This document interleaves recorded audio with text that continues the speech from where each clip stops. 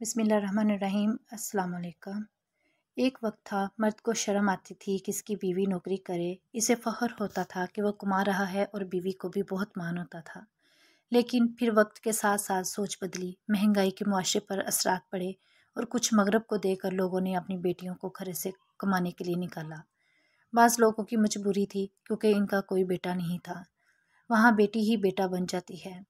अब होना तो ये चाहिए था कि मर्द ज़िम्मेदारी का मुजाहरा करता और औरत को घर के बाहर भी प्रोटेक्शन देता, लेकिन हमारे मुआशरे में घर से बाहर कदम रखने वाली लड़की को शिकार समझा जाने लगा।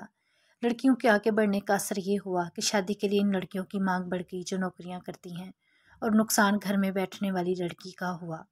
वो बेचारी घर में बैठी बैठी बूढ़ी होने लगी। एक नुकसान ये भी हुआ कि मर्द भले बीवी को नौकरी करने देता है, वो साथ में ये भी चाहता है कि बीवी घर की जिम्मेदारी भी पूरी करे, यानी 8 घंटे बाहर ड्यूटी और बाकी दिन घर ड्यूटी। इसकी वजह से घर में झगड़े शुरू हो गए।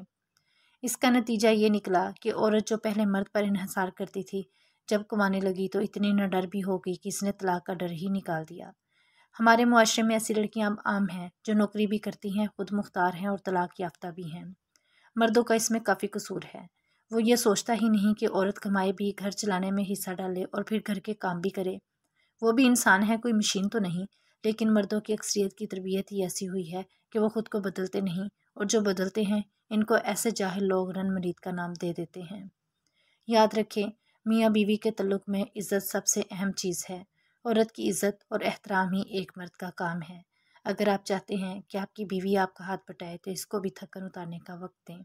इसे इंसान ही समझें। औरत को अल्लाह ने दिल का बहुत ही अच्छा बनाया है।